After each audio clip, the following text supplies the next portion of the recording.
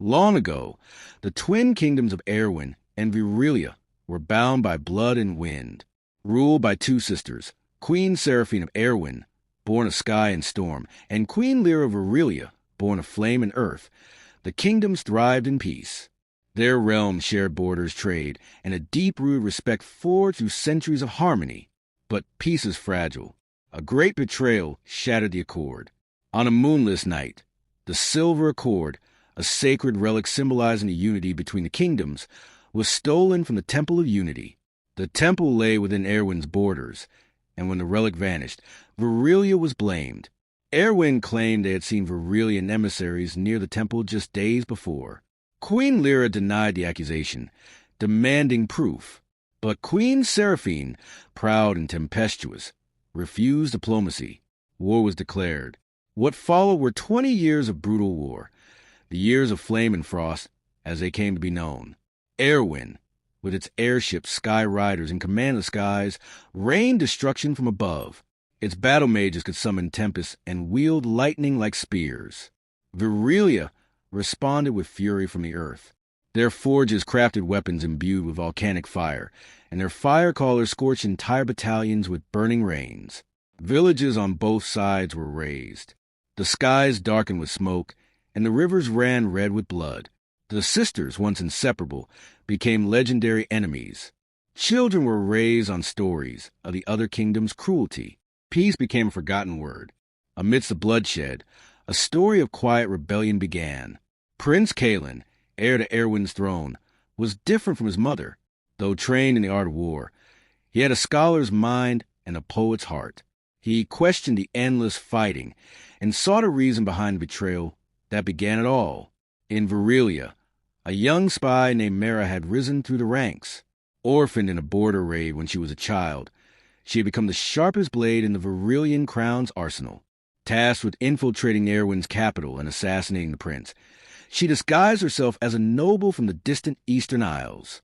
But Cailan was not what she expected. He treated his guests with kindness and listened more than he spoke. He spent his days reading old histories, digging through records long since buried. Curious, Mara delayed her mission. She began helping him in secret, under the guise of a scribe. Together, they uncovered truths hidden by their ancestors. The Silver Accord hadn't been stolen by Virelia. It had been taken by a third party, the Order of Ash, a fanatical sect that believed peace was weakness. They had operatives in both kingdoms, and had orchestrated the war to burn both realms into rebirth. Mara's mission changed. She revealed her identity and, to Cailan's shock, offered him her allegiance and her heart. They fled Erwin together, hunted by Sky Knights and Fire Warriors alike. Their goal, to expose the Order of Ash. Deep in the Ashlands, a no-man's land scorched by years of warfare, they found the Order's fortress. There, the Accord had been reforged into a twisted idol, used in rituals that empowered the sect's leaders. Cailan and Mara fought their way in. With the help of disillusioned soldiers from both sides who would follow their cause, they brought the fortress down. The idol shattered, and with it, so too did the Order's grip. But the cost was steep. Mara was gravely wounded. Cailan carried her through the ruin, his heart breaking. Word of their deeds spread like wildfire. When the two monarchs met again, Queen Seraphine and Queen Lyra, they stood on a battlefield ready for final war. But Cailan, with Mara at his side, arrived before swords were drawn. He cast the broken pieces of the Accord at their feet and told the tale of the Order. At first, silence, then disbelief, but the proof was undeniable. Seraphine's rage gave way to sorrow. Lyra wept openly. The truth of their manipulation burned away decades of hatred. The war was ended not by conquest, but by the bravery of two souls born on opposite sides.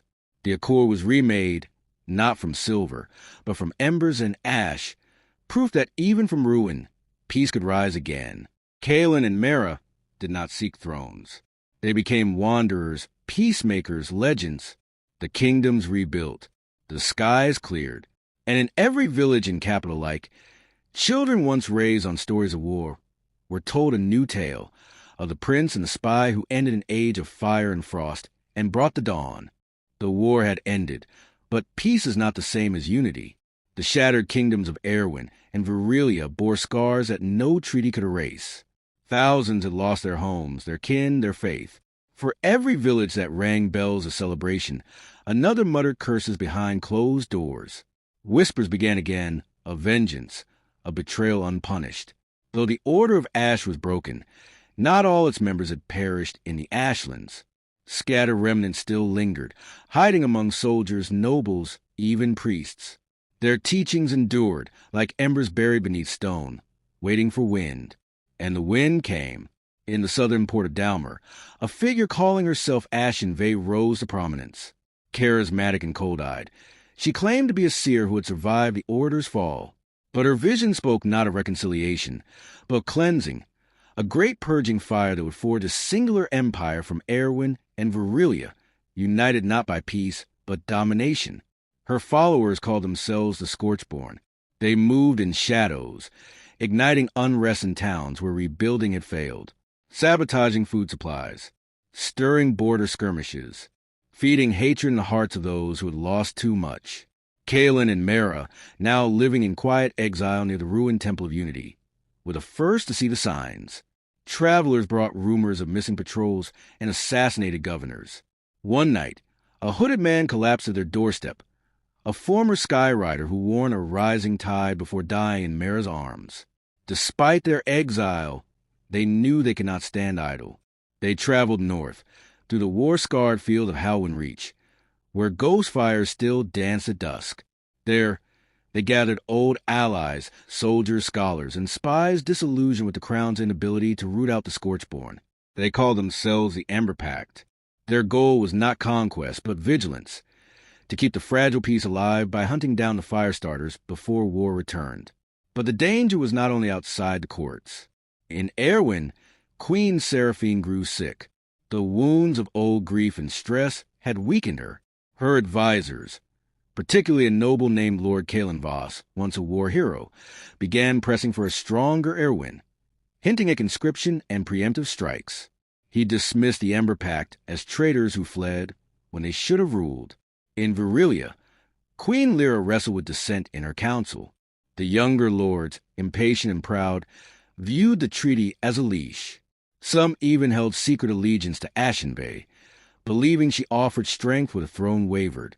War loomed again, not between nations, but within them.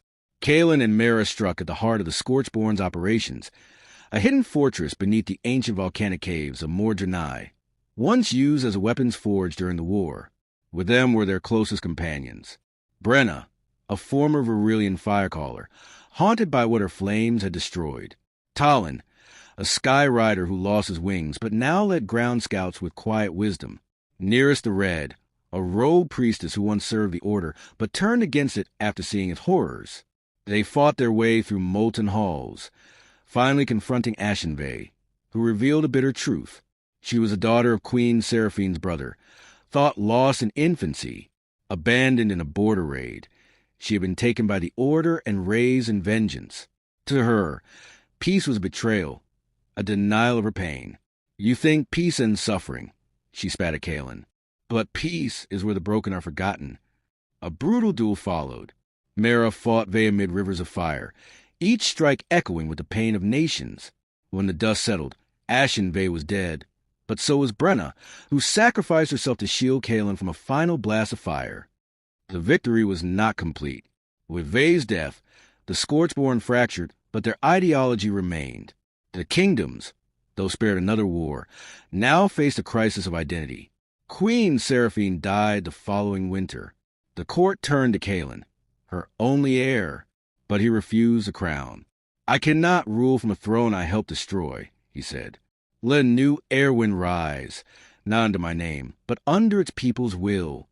Instead, Kaelin and Mara proposed a concord of nations, a council of Erwin and Virelia's wisest minds, drawn not from bloodlines, but from service. Though controversial, the people supported it. War heroes, farmers, artisans, and healers were nominated. Together, they wrote the Treaty of Embers, laying down laws for shared governance, open trade, and peacekeeping. Kaelin and Mara became guardians of the realm, not kings, not queens, but flame wardens, tasked with watching for the return of war and teaching the next generation what peace cost.